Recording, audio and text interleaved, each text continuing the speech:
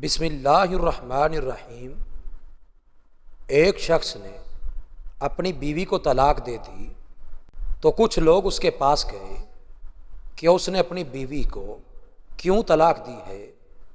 وہ شخص بولا، ابھی وہ عدت میں ہے اور میری بیوی ہے، میں اسے رجوع کر سکتا ہوں۔ میں اگر تمہارے سامنے اس کے عیب بیان کروں تو رجوع کیسے کروں گا؟ کچھ عرصہ گزر گیا اور اس شخص نے رجوع نہیں کیا تو کچھ لوگ دوبارہ اس کے پاس وجہ پوچھنے آ گئے تو وہ شخص بولا، اب وہ عورت میری بیوی نہیں ہے، اگر اب میں نے اس کے بارے میں کچھ کہا تو کوئی بھی اسے شادی نہیں کرے گا۔ کچھ عرصے کے بعد اس عورت کی دوسری جگہ شادی ہو گئی۔ چند لوگ پھر پوچھنے آ گئے کہ جناب آخر کیا وجہ تھی؟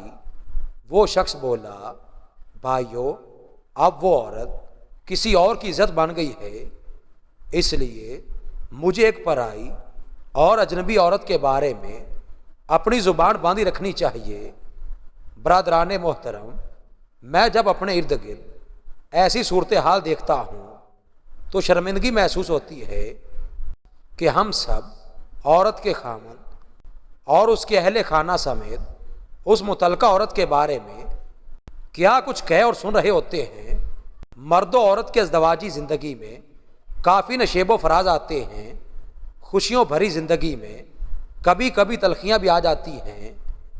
کوشش کیا کریں کہ ان تلخیوں کو ختم یا کم کرنے کے فوری اقدامات کریں تاکہ زندگی کو پھر اسی خوبصورت راستے پر گامزن کیا جا سکے اور ان تلخیوں کو بھول جائیں اور پھر نہ دہرائیں، کیونکہ سیانے کہتے ہیں کہ کسی انسان میں کوئی خوبی دیکھو تو اسے بیان کرو، لیکن اگر خامی دیکھو تو وہاں تمہاری خوبی کا امتحان ہے۔